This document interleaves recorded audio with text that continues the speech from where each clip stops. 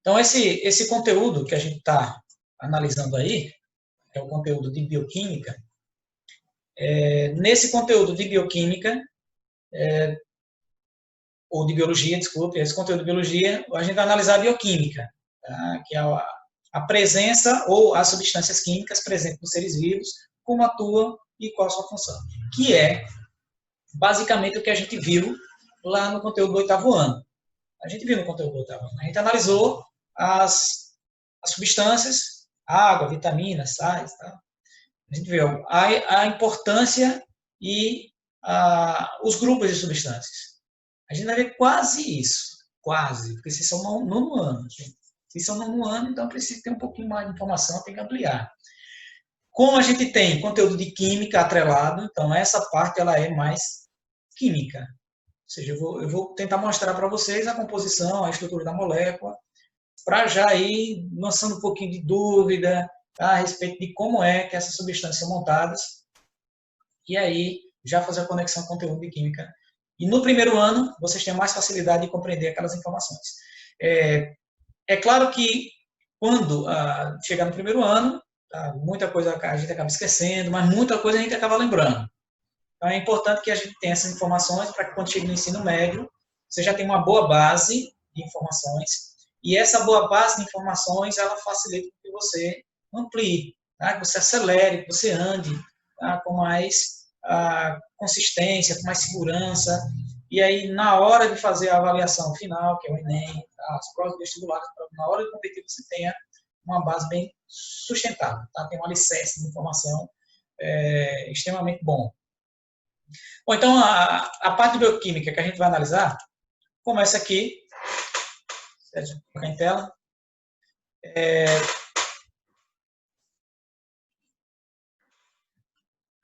Bom, tá aí. Pronto, beleza. Tá aqui o primeiro slidezinho, tá, que vocês vão observando aí, acompanhando, vou tentar apontar aqui. Os dois grandes grupos, ou os dois grupos de substâncias que a gente vai estudar até o final do ano,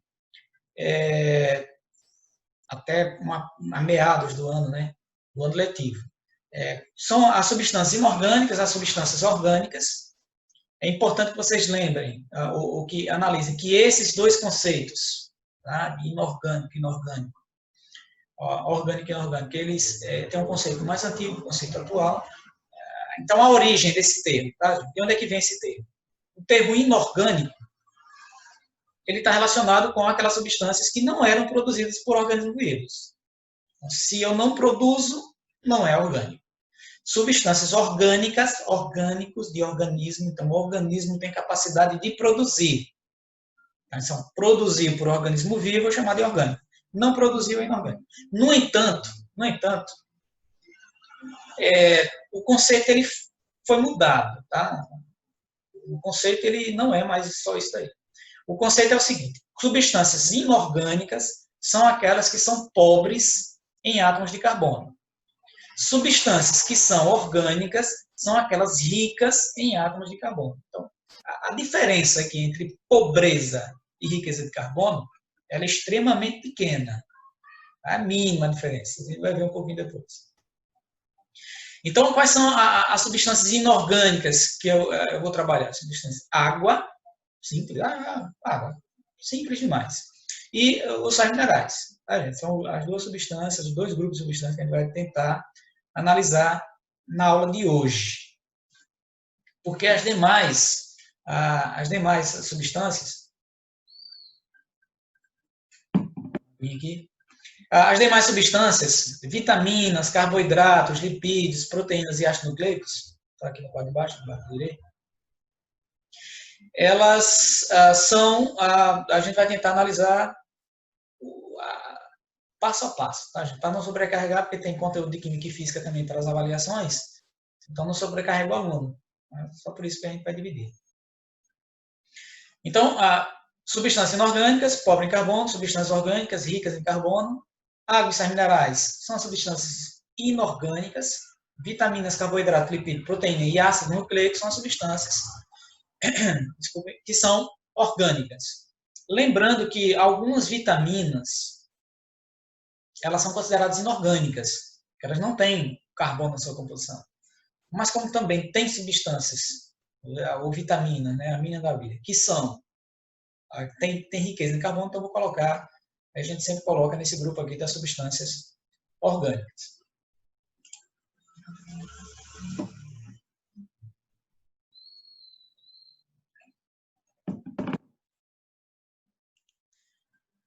Então, das substâncias orgânicas, desculpa, das substâncias inorgânicas, ou dos exemplos de substâncias, a gente tem o seguinte, tem essa primeira molécula, moléculazinha daqui, molécula de água. Quais são os elementos químicos presentes nela? Então, você observa aí, tem o H, lembra que é o H, né? Hidrogênio, o O, também lembro que é o oxigênio, tá, gente? Já ajuda demais. O NaCl, Cl aqui, Cl, é uma representação só, tá, gente? É um símbolo só. Maiúsculo, o L minúsculo. O N maiúsculo, o A minúsculo também é uma representação. Esse aqui é o sódio e aqui é o cloro. Então, cloreto de sódio, um sal. Você tem aqui a água, molécula de água, e aqui você tem uma molécula de sal, tá? De um cloreto de sódio. Aqui também tem uma molécula de sal. Ela tem cálcio, ela tem fósforo e ela tem oxigênio. Só que esses dois componentes aqui juntos, a gente chama de fosfato, é um composto iônico. Então é o fosfato de cálcio, é um sal também. Tá? E aqui, mais um sal, KCl, K é potássio, Cl cloro, cloreto de potássio. Observe que em todos eles, você não tem carbono na composição. Ausência total de carbono nas moléculas. Essa molécula daqui, ela já tem carbono. Observe aqui o Czinho, tá vendo? CIA, lembre. Maiúsculo e minúsculo é um símbolo só. Cálcio, carbono e oxigênio. Tem 3 átomos diferentes. Só que esse carbono é pobre demais, só tem um. Pobre, muito pobre. Se tiver 2, já é rico. Tá? A diferença entre riqueza e pobreza de carbono é só essa. Composto, C2H4, é um composto orgânico, porque tem 2 carbonos na composição. Nesse caso aqui, cálcio e carbonato de cálcio. Eu coloquei aqui alguns elementos, cloro, sódio, cálcio, fósforo, cloro, potássio, tá? Você cálcio, carbonato, fosfato. Então, alguns exemplos aqui que a gente vai trabalhar nas funções dos minerais. Tá? O exemplo de função do mineral a gente vai colocar, montar uma sequenciazinha daqui a pouco. Observe que essa molécula daqui, C6H12O6, ela representa a molécula de glicose e ela é riquíssima em átomos de carbono, tem 6. Tá, gente? Então, isso aqui é um composto orgânico. Aqui é pobre, só tem 1, aqui tem 6, já é rico. Isso daqui representa a molécula de sacarose, o açúcar comum. Tá? É um disacarídeo, pode ser qualquer disacarídeo. Nesse caso, eu vou identificar como sendo a sacarose. Então, você tem 12 carbonos, tá vendo? 12 carbonos, 22 hidrogênio e 11 oxigênio. Então, isso daqui é o que vai diferenciar. O que vai diferenciar é essa molécula grande aqui com 12 carbonos. Então, aqui eu tenho água, cloreto de sódio, fosfato de cálcio, cloreto de potássio, carbonato de cálcio, sais. Esses 2 exemplos aqui são exemplos de carboidratos, são compostos orgânicos. E isso aqui, gente, olha que coisa linda, bonitinho de ver. Ó. Certo? 1, 2, 3, 4, 5. Cada Czinho desse representa carbono. Então, você tem carbono na molécula de glicerol e carbono presente na molécula de ácido graxo. 1, 2, 3. Isso aqui é uma figura de um óleo.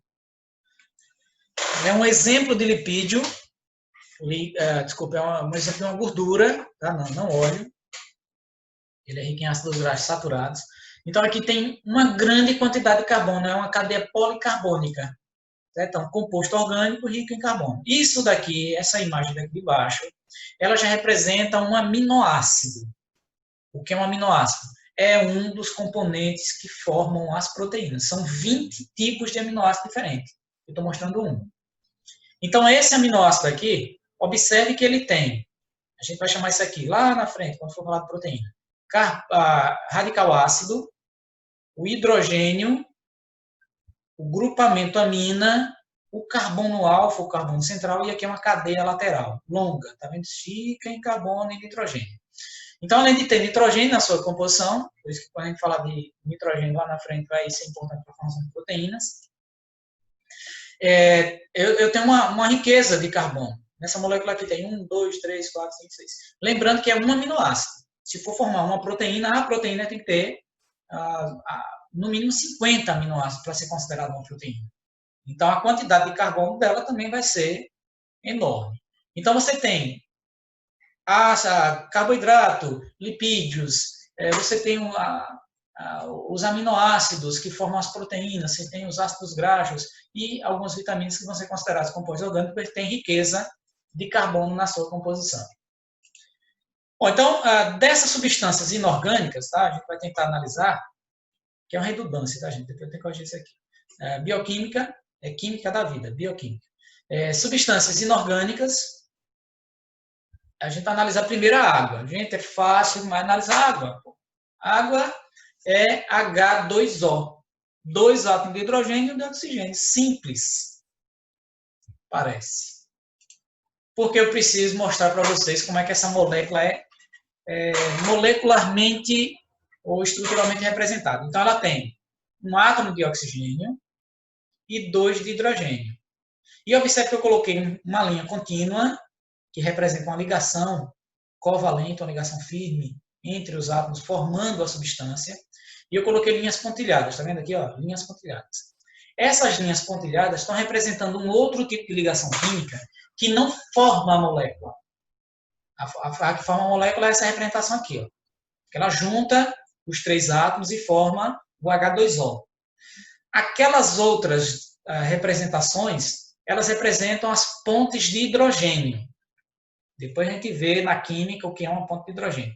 Mas eu vou falar por alto o que seria isso. É uma ligação química fraca, que ela se desfaz e se refaz com muita facilidade, tem que ter hidrogênio conectando a um outro tipo de elemento químico, especificamente aqui a gente vai falar do oxigênio.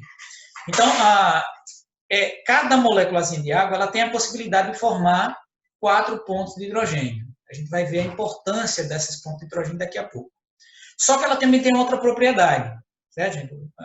Ela é uma substância polar. Agora, o que significa isso?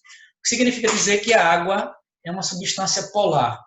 É que ela apresenta um polo positivo na molécula e um polo chamado de polo negativo. Ou seja, ela tem cargas elétricas. Ela permite a formação de uma polaridade elétrica. Agora, essa polaridade, de onde é que ela surge? Então, para entender como é que surge essa polaridade, eu vou ter que fazer uma prévia, que a gente vai ver em química. Qualquer átomo, ele tem a formação de prótons, nêutrons e elétrons. Então, o nêutron eu vou deixar para lá, porque não interessa por enquanto. Então, a gente vai trabalhar com os dois que têm cargas. Então, o próton, que ele tem a carga positiva, tá vendo aqui, ó, maisinha positiva, e o elétron. Então, naturalmente, um átomo ele encontra um estado de neutralidade. O que significa esse estado de neutralidade? Se ele tiver um próton, que vai estar presente no núcleo do átomo, ele vai ter um elétron que vai estar na sua eletrosfera, ao redor desse átomo. Se ele tiver 2 prótons, ele tem que ter 2 elétrons. Se ele tiver 3 prótons, 3 elétrons. O oxigênio, ele é um átomo que apresenta 8 prótons. 2, 4, 6, 8 prótons. Isso aí está no núcleo. Então, ele, para apresentar neutralidade, como é que eu vou neutralizar? Se eu tenho positivo, eu neutralizo como negativo. Então, ele vai precisar de 8 elétrons, que eu coloquei aqui em branquinho, tá vendo? Em branco. Então, 1, 2, 3, 4, 5, 6, 7, 8. Então, esses elétrons aqui é aqueles que deixam o átomo neutro. Então, é dele. Tá? Esses elétrons são desse átomo. Só que no caso do oxigênio, e existe uma regra, tá, que a gente chama de regra do octeto, um átomo, para encontrar estabilidade, ele precisa de uma certa quantidade de elétrons na sua última camada. No caso do hidrogênio, no caso do oxigênio, ele só tem 8 elétrons, e esses 8 elétrons não dão estabilidade para ele. A gente chama de estabilidade eletrônica. Ele precisa ganhar 2 elétrons para poder encontrar essa estabilidade. Então, como é que ele vai encontrar esse status? Tá? Como é que ele vai atingir essa estabilidade? Pegando elétrons de outros que não precisam tanto. Tem outros átomos que precisam perder elétrons. O oxigênio, especificamente, ele tem que ganhar. Ele vai precisar ganhar elétrons para poder se estabilizar. No caso dele, ele precisa ganhar 2. São esses 2 que eu coloquei em vermelho aqui. Então, até aqui, ele encontra neutralidade. E aqui, ele atinge estabilidade com esses 2. Bom, agora, se ele precisa de 2, ele precisa pegar 2 de alguém. Tá? Ele precisa pegar 2 de algum outro elemento. Tá? Ele precisa compartilhar esse elétron com algum outro elemento químico. Então, com quem ele vai trabalhar? Com aquele átomo, por exemplo, que está aí, próximo dele, que é o hidrogênio. O hidrogênio, ele tem apenas um próton. Consequentemente, ele também só tem um elétron. E aí, vai haver uma necessidade de compartilhamento. Tá? Ele vai precisar, eu também preciso, então o oxigênio está precisando de 2. Um hidrogênio tem possibilidade de emprestar 1 para ele. Tá? De emprestar 1. Então, por exemplo, esse daqui, esse átomo de hidrogênio, empresta 1 dos elétrons que ele precisa. Não, aqui, emprestado, daqui a pouco ele pega. E aqui, um outro átomo de hidrogênio que também vai emprestar 1. Certo? Lembrando que o oxigênio precisa de 2. Eu tenho 2 hidrogênios, cada um emprestando 1. Está aqui, ó, 2 elétrons para o oxigênio. E aí o oxigênio pegou emprestado um elétron de cada, um elétron desse, e ele vai apresentar 2 cargas negativas. Agora, lembre que o hidrogênio só tem 1. Então, se ele perder temporariamente quem emprestou esse daqui, ele agora vai ficar com a carga positiva.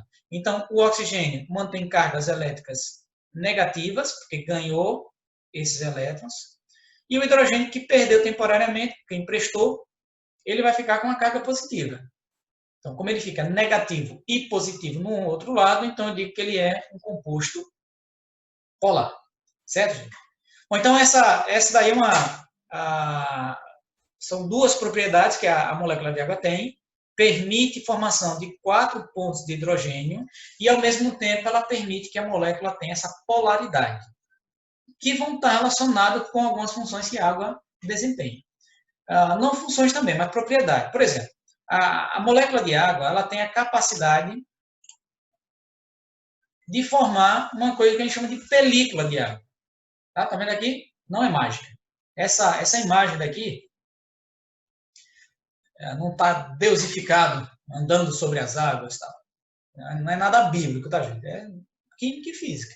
Aumento da superfície do pé do inseto, a massa muito pequena que ele tem. Então, massa pequena, superfície grande, pressão exercida sobre a água vai ser pequena. Então, quanto maior a área, menor a pressão exercida. Vocês observam que onde o pé está tocando, ou a estrutura do corpo está tocando, ele faz uma curvaturazinha, tá, gente? Tá? Decliva. Curva um pouquinho para baixo. É como se ele estivesse pisando num tapete. Naqueles colchões infláveis. Tocou, ele desce. Por que ele não consegue romper? Porque tem uma resistência. A molécula de água, ou a água em si, ela tem essa capacidade de fazer essa resistência. Ela tem essa capacidade de suportar uma tensão, tá? Suportar uma tensão sem se romper. O que é da molécula de água que faz isso? É a presença das pontas de hidrogênio. Como cada molécula consegue se ligar a mais 4, e é uma ligação frágil, mas que se desfaz e se refaz com grande rapidez. Elas vão formando um emaranhado, entrelaçando, ligando, e elas suportam uma resistência, ou elas suportam uma determinada pressão, suportam uma determinada tensão. Então, essa daí a gente chama de tensão superficial da água, película da água, que é em virtude da presença das pontas de hidrogênio. Existe uma substância que a gente usa em casa que tem a possibilidade de quebrar essas pontas de hidrogênio. É o detergente. Então, você bota o detergente e o detergente vai quebrar essa película. Então, se eu colocar uma gotinha, imagina que tem um inseto como esse daí da imagem, e eu coloco uma gotinha só de água em qualquer ambiente que ele estiver. Tá? Ele pode estar longe. Eu coloco aqui de um lado, o inseto está lá do outro. E assim que eu colocar, esse inseto vai afundar, ele vai cair. Ah, não é porque ele é leve demais, flutua, não. Ele vai afundar, ele vai cair na água. Porque essa tensão ela só é em virtude da presença da ponte. Quando você coloca o detergente tem a possibilidade de romper essas pontes e as moléculas se afastam. E aí o inseto está na superfície e ele acaba caindo. Então, por isso que quando a gente trata, por exemplo, dessa pandemia, vamos usar álcool 70, porque vai matar, destruir o micro-organismo para evitar qualquer proliferação. Mas o detergente, ele tem essa possibilidade de, além de quebrar, tá? Romper as pontes de hidrogênio e limpar qualquer coisa que tenha em contato com sua mão, que esteja em contato com sua mão, e joga para fora. Então, se tiver um ambiente contaminado, tá?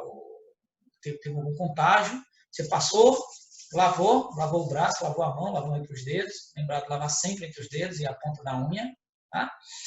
Que pode ficar em contato, e aí se você levar isso daqui para qualquer contato com mucosa, você pode fazer a absorção, o vírus pode entrar em contato com a mucosa e aí fazer a infecção. Tanto a influenza quanto o corona, tá? Qualquer vírus que tenha infecção via aérea, gotícula de saliva no ar. É um mecanismo muito parecido.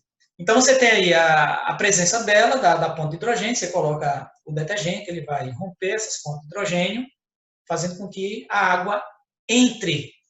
O vírus é pequeno, mas a água também. Certo? A molécula é perceptível. Então, a partir do momento que ela entra em contato, tira e joga aquela sujeira para fora. Tá? Então, por isso que na rua, usa álcool, em casa, lava bem as mãos. Tá? Antes de lavar o rosto, lava bem as mãos primeiro, depois é que você lava o rosto para não levar em contato para a sua pele. Então, essa aqui é uma propriedade que a água tem, tá? A tensão superficial, que depende da presença das pontes de hidrogênio. Aqui é uma outra imagem. Tá? O dedo não ficou muito bem fechado, então está pingando água. Se a gente fosse fazer uma fotografia dela pingando, seria mais ou menos isso, tá vendo? A gotícula, a gota de água, mas ela é como se ela estivesse presa, e realmente ela está. Porque apesar dela ter uma massa suficiente para cair, mas a molécula de água ela forma uma coluna que suporta essa pressão antes dela cair. Certo? Ou seja, isso daí também mostra a capacidade de suportar a tensão, dependendo também da presença dessas pontes de hidrogênio que eu falei para vocês. Bom, então, propriedades que a água tem, ela é um componente polar e essa propriedade vai estar relacionada com a sua capacidade de dissolver a maioria das substâncias. O negócio aqui, solvente universal, cara, não é que ela dissolve tudo. Ela dissolve a maioria das substâncias. Tem alguns materiais que eles são naturalmente insolúveis, por causa da sua composição molecular, apesar de ser compostos iônicos, mas eles não se misturam, eles formam sempre suspensão com a água. E tem outros que dependem da polaridade, ou seja, você tem um composto polar que tem a capacidade de se misturar, no caso da água em maior quantidade, ela vai ter a capacidade de dissolver substâncias que também são polares. Se ela for apolar, ou seja, se ela não tiver aquela positivo e negativo que eu comentei com vocês, ela não mistura. Tem até um ditado popular, acho que você já ouviu falar, assim, os iguais se misturam. Tá? Isso aí é um ditado popular, um ditado para a questão social. Se eu tenho positivo, se mistura com positivo. Desculpe, se eu tenho polar, se mistura com polar. Se eu tenho apolar, ele se mistura com apolar. Mas se eu tenho um que é polar, como a água, e um apolar, como o óleo, ele não mistura. Então, digamos o seguinte, digamos que você melou sua mão de uma graxa lá que você estava pegando a bicicleta na moto e acabou se melando, tá? Vai abrir aquela porta de loja, tá? Com aquela graxa preta, melou sua mão, tá lá grudado, você vai passar água e a água não vai tirar nada. Passa detergente ajuda, mas se você quiser realmente tirar, para todo o contato da pele, você pega, por exemplo, óleo de cozinha. Botou um pouquinho de óleo de cozinha, passou na mão, você vai ver que ele vai desmanchar junto com o óleo. Porque o óleo está dissolvendo aquela graxa, ele está misturando. Coloca o detergente, coloca a água e aí ele sai com mais facilidade. Então, substâncias que são apolares, eles se misturam entre si. Substâncias que são polares, se se misturam entre si. Então, esse conceito de água é um solvente universal, ele só é solvente universal porque, ou para aquelas substâncias que são polares, tá? Ou apolares carregados, que isso aí não se encaixa agora na aula de hoje. Isso daí só para ensino médio. Bom, a água também ela participa de reações de hidrólise. Gente, olha, o conceito de hidrólise, vamos botar aqui no esqueminha para que vocês anotem no caderno de vocês, que é interessante sempre isso, tá, gente? Não esqueça. No slide você pode ver toda hora, tá? Mas escrevendo vocês acabam armazenando e guardando mais informações. Isso é importante que vocês passem daí para o caderninho depois. Como tem um vídeo, pausa, escreve, anota as observações, anota as explicações, para ir guardando melhor tudo que a gente passa para vocês, ou grande parte deles. Então, o que significa essa reação de hidrólise? É uma reação de quebra. Lise, tá vendo aqui lise, que é quebra, hidro, que é água. Então, eu vou quebrar não a água, tá, gente? É um conceito que a gente pode extrair errado, formular errado. Eu vou quebrar uma substância com água, que é diferente de dissolver uma substância. Então, eu posso pegar, por exemplo, o seguinte, eu posso pegar o açúcar comum, coloco o açúcar na água e eu vou mexer. Bom, o que eu fiz aí não foi hidrólise, tá, gente? Não foi hidrólise, como tem aí no esquema de vocês. O que eu fiz aí foi dissolução. Eu dissolvi. Simplesmente isso. Nada mais. Quando eu deixar vaporizar, tá, que essa água foi embora, vai estar ali a sacarose, vai estar ali o açúcar da cana. Normal. Então, o que seria uma reação de hidrólise? Quebrar a substância, uma reação química, tá? Lembra do que é fenômeno químico? Fenômenos químicos são aqueles que promovem alteração na estrutura da matéria. Então, a matéria não vai ser mais a mesma. Se tem sacarose, no final de uma hidrólise não pode ter mais sacarose. Tem que ter outra substância porque ela vai degradar. E ela vai degradar formando a partir da introdução de uma molécula de água. O exemplo que a gente tem de hidrólise, normalmente acontece no corpo da gente, é a digestão dos nutrientes no nosso corpo, no sistema digestório. Os carboidratos complexos, amido, os carboidratos simples, a sacarose, a lactose. Lembra lá da intolerância à lactose? A incapacidade que a gente tem de digerir a celulose, para degradar. Bom, então, só que para entender bem esse conceito de hidrólise, eu preciso falar de uma outra condição, né? De um outro tipo de reação química, uma reação de síntese. Eu até comentei, química lá no início, antes da avaliação. Reações de síntese, decomposição, simples troca e dupla troca. A hidrólise, daqui de cima, tá vendo? É uma reação de decomposição. A síntese é uma reação de formação, tá? De substância. Síntese por desidratação. Então, observe o que eu coloquei. C3H6O3, que é uma molécula de triose, tá? É uma triose, é um carboidrato. Aqui também tem outra molécula. Então, se eu juntei, imaginei que isso fosse uma soma. Não é, mas imagine que fosse uma soma. Eu tenho uma molécula com 3 carbonos. Vendo aqui, ó. Uma molécula com 3 carbonos. Quando juntar para formar uma substância só, teria que ter 6. Tá vendo aqui? 6. Beleza, tranquilo. Aqui eu tenho 6 e aqui eu tenho 6. Teria que ter 12. Mas aqui tem 10. E onde é que estão os outros 2 hidrogênios que eram para ter nessa molécula? Esses outros 2 estão aqui na molécula que vai formar água. 3 oxigênios e 3 oxigênios. Eu teria que ter 6. Eu teria que ter 6. No entanto, eu só tenho 5. Para onde foi esse outro oxigênio? Está aqui na molécula de água. Então, para que essas duas moléculas, C3H6O3 mais C3H6O3, se juntem, reajam entre si, para formar um disacarídeo, ocorreu liberação de água. Ocorreu liberação da molécula de água. Bom, então agora imagine o inverso. Isso aqui foi uma síntese que perdeu água. Perder água é desidratar. Tá, gente? Desidratação.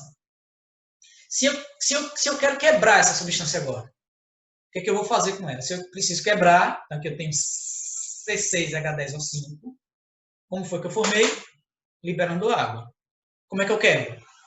Colocando a água que foi perdida. Então está aqui, ó, a moléculazinha de água, que vai restabelecer os hidrogênios e vai restabelecer o número de oxigênios, mantendo ou reestruturando as moléculas iniciais. Isso é síntese por desidratação, essa outra representa a hidrólise. Mas tem uma outra reação química também, que a água participa. Ela participa da fotossíntese. Síntese com luz. Tá? Que é o processo de produção da matéria orgânica nas plantas, principalmente nas plantas e também nas algas.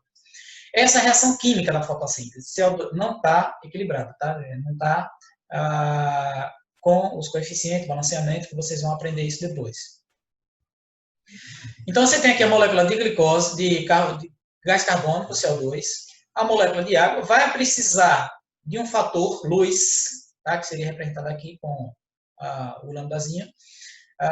Então, você tem CO2 mais H2O, produzindo glicose, C6H12O6, e produzindo, olha lá no esquema, O2. Qual é a função da água? Aqui, ó. A gente diz que a água é fornecedora de hidrogênios para a formação da substância. Certo? Então, é fornecedora de próton H+. Esse O é que vai para a atmosfera. Como oxigênio. Então, é uma das funções da água. Então, a outra propriedade que a água tem, a questão da coesão, adesão e capilaridade, todas elas dependem de qual propriedade? Da ponta de hidrogênio, que eu comentei com vocês. Ela fica junto, ela adere e começa a subir em tubos mais finos, por isso que a gente chama de capilaridade.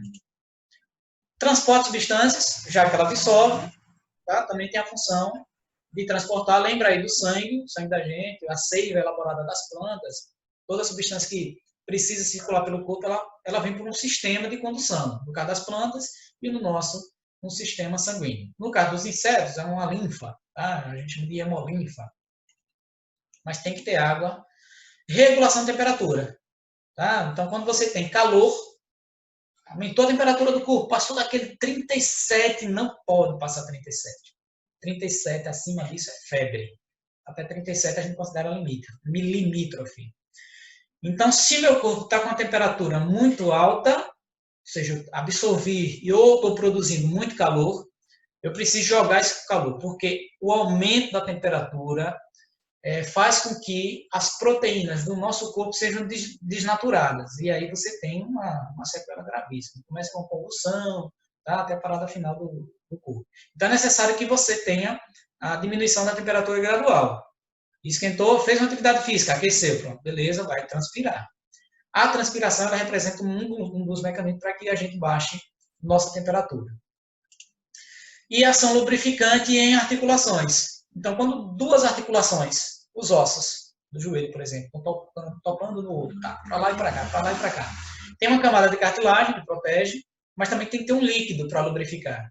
Porque se não tiver esse líquido, desgasta a cartilagem e vai tocar um osso no outro, e isso daí vai provocar dor, tá? Que seria um problema de saúde chamado de artrose. Então, é necessário que você tenha água nesses ambientes, tá? Para lubrificar, para evitar o desgaste. Então, ação lubrificante especificamente aí, por enquanto, que a gente vai analisar. Bom, então essa imagem, eu poderia questionar para vocês, tá, gente? Depois isso aí eu coloco nas atividades, por isso que vocês vão se respondendo e questionando aí, e aí anotando, tá, gente? Anotar sempre, é importante que façam isso. Estou representando aqui um copo d'água. Então, qual é a propriedade que está sendo mostrada aí nessa imagem? Qual é a propriedade da água? Polaridade. Certo? Por quê? Porque ela não dissolve outra substância que tem um aspecto diferente. O óleo que está acima, ele fica acima porque é menos denso, já é outra questão. Mas ele não se misturar é porque ele é um composto apolar. Então, assim que eu mostro uma figura como essa, digamos, mostrei a figura numa prova para vocês e questiono para a turma. Identifiquem aí a qual propriedade está se relacionando esse esquema. Propriedade, polaridade. Certo? A água é uma substância polar e não se mistura com outra que também seja polar. Essa imagem, ela representa um becker com um líquidozinho aqui, eu coloquei a imagem verde, tá? E 3 tubos, 3 capilares. Um tubo mais espesso, um mais fino e um fininho.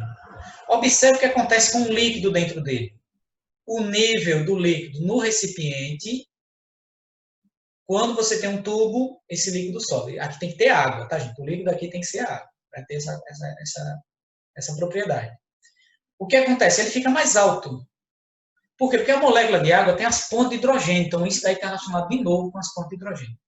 E aí ela vai aderindo nas paredes do recipiente. Como o recipiente é curto, então ela sobe e suporta uma tensão sem se romper. Tá? E aí ela vai ascendendo, ela vai subindo no tubo. Se o tubo for mais fino, o que acontece com esse nível d'água? Sobe mais. Se for mais fino ainda, sobe mais ainda. Então, por isso que nas plantas, o sistema de condução, que é a da seiva bruta, um dos fatores que fazem com que esse líquido suba é a capilaridade, porque os traqueídeos, olha o nomezinho, traqueíde, é uma traqueia fina, tá? Então traqueíde é fininho. Então a água ela vai aderindo na tubulação e subindo. Por que ela adere? Porque tem ponto de hidrogênio. Por que ela consegue subir e puxar a coluna d'água? Por causa das pontes de hidrogênio que consegue suportar uma tensão sem se romper. Certo, gente? Se tiver detergente, aí no meio ela não vai conseguir fazer, porque ela vai quebrar as pontes de hidrogênio e esse líquido não subiria dessa forma, tá, gente? Isso daqui é só em água no seu aspecto natural. Bom, aqui eu estou mostrando a imagem. Essa imagem, para quem não conhece esse jogador aqui, é o Rafael Nadal. Tá? Eu coloquei porque geralmente quando a gente assiste um jogo dele, ele transpira pra caramba, tá? Goteja, escorre o suor. Então aqui parece até uma secreção, gente, mas não é, isso aqui é suor, tá, gente? Suor caindo. Então eu estou representando aqui a transpiração. Então quando você tem um aumento de temperatura, esse aumento de temperatura ele não é suportável quando passa de 37. Então eu preciso baixar. Como é que eu vou baixar? Transpirando. A água sai pelas glândulas sudoríferas, vai para a superfície do corpo, molha o corpo todo. Nesse instante ainda não teve o fator de baixar de controle de temperatura. Esse fator de controle de temperatura, ele só vai ser importante,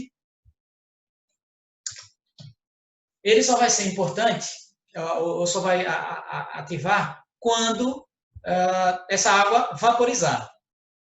Como assim, professor? Eu lembro que eu coloquei um esquema para vocês como esse. As mudanças de estados físicos da água. A água ela passa do estado sólido para o líquido, do líquido para o gasoso, também do gasoso para o líquido, para o sólido, ou diretamente entre sólido e líquido, que a gente chama de sublimação e sublimação. O que vai interessar para a gente é essa daqui. Nesse sentido de mudanças, há necessidade de recebimento de calor. Então, se está gelo, eu preciso que a matéria receba calor e passe para o estado líquido, aumentando sua temperatura. Recebe mais calor, agita mais as moléculas e aí ela muda de estado físico também, tá? Elevando sua temperatura. Então, para que a água passe do estado líquido para o gasoso, é necessário que ela receba calor. Então, de onde é que ela vai receber esse calor? Do corpo da gente. Então, transpirei, molhou a superfície de suor. A água vaporiza, rouba meu calor e baixa a minha temperatura. Então, essa imagem daqui é só para relatar a importância da água no controle de temperatura, baixando. Sai água, retira calor, baixa a temperatura, porque ela precisa receber calor para vaporizar. Nesse caso, para evaporar.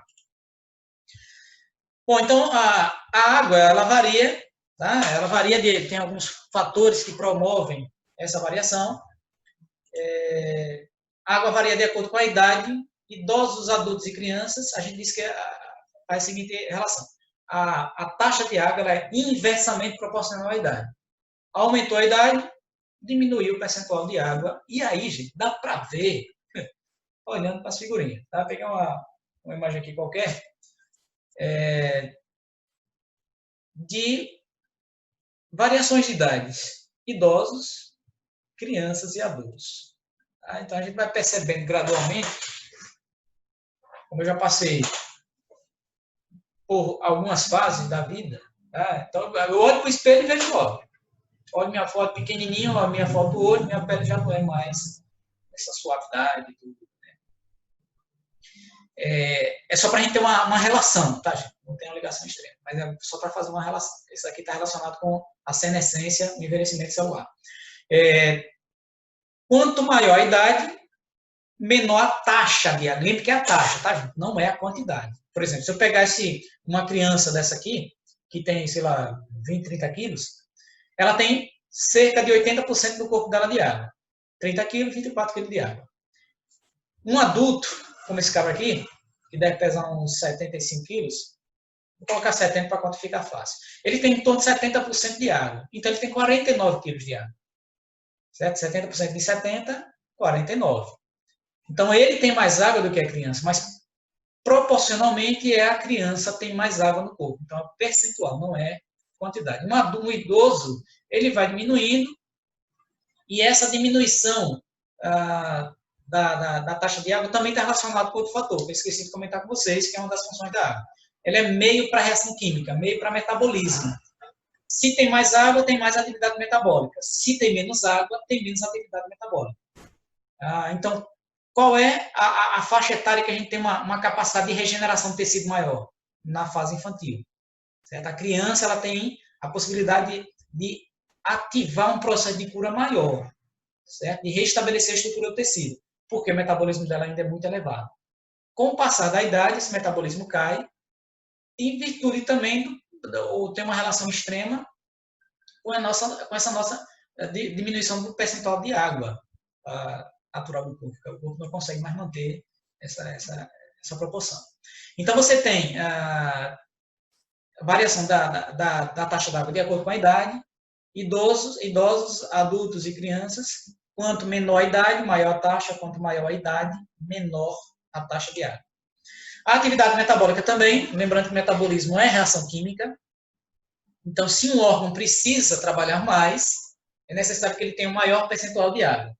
Se o órgão precisa trabalhar menos, ele vai ter um menor percentual de água. Então aqui, digamos, questão para vocês aí na prova, tá? Ou uma atividade. Coloca o exemplo dos órgãos, como tem aqui os três. Qual desses três aqui, ossos, músculos ou cérebro, deveria ter uma menor taxa de água? Aquele que tem menor atividade metabólica, que é o osso. A função dele é a sustentação. Tem metabolismo, mas é pequeno. O músculo tem metabolismo, mas não é o tempo inteiro. E o cérebro funciona o tempo inteiro. Até num coma induzido, quando todos os órgãos basicamente pararam a sua atividade, só os órgãos vitais, aqueles que mantêm o corpo em atividade, estão funcionando, o cérebro tem que estar ativo, de alguma forma. Tá? Então, é tanto que quando ele não funciona, é morte cerebral, o indivíduo não tem mais condições de restabelecimento. Então, o cérebro ele tem um percentual altíssimo de água. Tá? O osso ele tem um percentual pequeno, girando em torno de 30%. E varia de acordo com a espécie também. Tá? Espécies como quinidários, que é quinidário, um exemplo aqui, ó, água-viva, medusa. Desculpa, nesse caso aqui é uma forma medusóide. Tá? A gente chama de caravela. Então, você tem aqui a medusa, a forma medusóide, o corpo dela é riquíssimo em água, tá, gente? 96 a 98% do corpo dela é de água. O ser humano, a gente faz uma média, 70 a 75%, lembrando que varia de acordo com a idade também, né, no caso da gente. Algumas espécies de plantas têm menos água, as outras espécies de plantas têm mais água. Os cactos, por exemplo, o caule dele armazena água, então ele tem uma proporção maior. Então, varia de acordo com a espécie também. Varia de acordo com a idade, varia de acordo com a espécie. O outro grupo de substâncias são as substâncias sais minerais. Dos sais minerais, a gente tem o seguinte, tem os sais solúveis e insolúveis. A diferença, ionizado, dissociado no corpo, tá? Na forma em água, na forma iônica, mantendo cargas positivas e negativas. E insolúvel, quando ele está nesse aspecto aqui, ele está constituindo estruturas esqueléticas. Fosfato de cálcio, no nosso caso, e carbonato de cálcio, no caso de alguns organismos, como os artrópodes, os crustáceos. A gente classifica também em macromineral, quando eu preciso desse sal em grande quantidade no corpo, e microelemento, quando eu preciso, oligoelemento, quando eu preciso em pequenas doses diárias. A gente precisa sempre, mas em doses pequenas. Tá? Então, a gente tem aqui, por exemplo, sódio, cloro e potássio, eles são macrominerais. Precisa de uma dose grande durante o dia. Fosfato, macromineral. Cálcio, macromineral. Ferro, micro. Tá? Não precisa de tanto ferro no corpo para poder estabelecer a estrutura. Magnésio, tá? Iodo, flúor. Então, todos eles, tem mais outros sais, vou colocar só isso para a gente agilizar. Função do sódio, cloro e potássio, regulação hormônica e impulso nervoso. Tá, gente? Depois eu monto um esquema para a gente analisar direitinho como é que ele regula a concentração osmose é a passagem de água. A gente comentou isso aqui na matéria do 8º ano. É a passagem da água da solução mais concentrada para menos concentrada. Então, se tiver muitos sais dentro da célula, entra muita água na célula, ela incha demais e aí pode romper. Se tiver sais demais fora da célula, ela perde água e aí murcha. Se você fizer isso numa salada, acontece algo semelhante. Pegou uma salada, botou sal, a salada vai murchar. Tá? Porque o sal concentrou no ambiente externo, a água perde, a planta perde água e aí fica murcha. Então, a função deles no corpo do indivíduo com o metabolismo ativo é manter quantidade desses íons fora e dentro, para que no final nem entre tanta água, nem saia tanta água. Ou seja, fique em equilíbrio. Equilíbrio osmótico e regulação osmótica. O impulso nervoso, tem uma figurinha depois que eu mostro para vocês, é um impulso elétrico. Tá? Tanto que você dá um choquezinho no músculo, a musculatura contrai. Então, quando você quer fazer isso, você manda um impulso nervoso e aí consegue fazer a contração muscular, tá, gente? Essa contração muscular, eu mandei uma informação nervosa, que é uma informação elétrica. O fosfato, formação dos ossos, que eu comentei, fosfato de cálcio, molécula energética produzida pelo corpo, ATP, DNA, RNA, todos eles têm fosfato na sua composição. Cálcio, também formação dos ossos, coagulação sanguínea e contração muscular. Todos eles a gente vai ter como comentar depois, então fica só a função. Lembrando que toda vez que tiver relação com os ossos, a carência desses minerais provoca distúrbios na formação óssea. Tá? Uma osteoporose, um raquitismo. Tá? Dependendo o raquitismo está relacionado com a falta da vitamina D, mas é a incapacidade de absorção de cálcio. Tá, gente? Então, como a gente tem cálcio armazenado no corpo, e tem outras funções como coagulação e contração, se não tem cálcio no sangue, eu perco no meu osso. Eu preciso estar sempre repondo, senão meu osso fica frágil.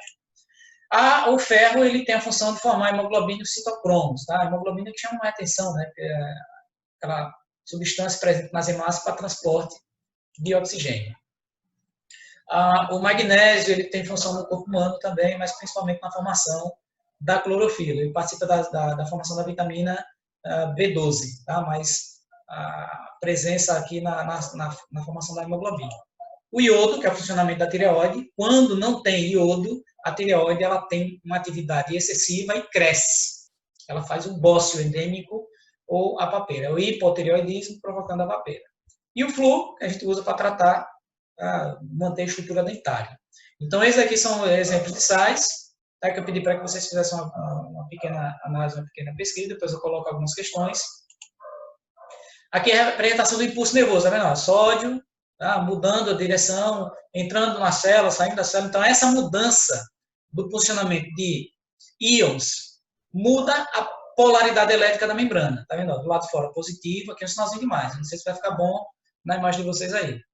E aqui, negativo. Então, a parte externa positiva, negativa. Aqui ele está neutro, não está com impulso. Tá? Assim, quando a bomba de sódio ela é inativada, muda a polaridade da membrana. E essa mudança é o potencial de ação, ou, como a gente chama, impulso elétrico. Então, sódio, cloro e potássio estão relacionados com isso. O cloro para definir a carga negativa, o sódio para definir a carga positiva da membrana plasmática. Então, quando o impulso nervoso vai passando, digamos, chega lá no músculo, mandei a informação do cérebro, tá? Do meu lado direito. Mandei aqui, chegou no músculo, contraiu. Tá? Assim que eu faço essa contração, eu estou mandando impulso elétrico o tempo inteiro para que ele mantenha esse aspecto celular. Certo? Então, daí para frente, substâncias orgânicas, mas aí fica para outra aula, fica para outro tempo. Agradeço a vocês a paciência. Depois eu passo uma atividade para finalizar essa etapa. Essa atividade eu passo pelo grupo, tá? Eu passo para vocês através do WhatsApp. Tá? Não vou mandar por e-mail, por vídeo não, coloco ela ou em fotografia ou a folha em Word, tá? Mando o Word para vocês. Eu tenho certeza que vocês vão estar em casa, então vão ter tempo para fazer, porque fiquem em casa o quanto puder, para que a gente acelere ainda mais essa regeneração desse problema social. Tá, gente? Muito obrigado pela atenção. Tenham todos um bom estudo, aproveitem bem a família, o contato com a família que vocês têm, e usem aquilo que a gente está passando, a gente está montando, preparando esse material, especificamente para essa situação. Então, saúde a todos e até o nosso próximo encontro. Tá, gente? Valeu. Tchau, até a próxima.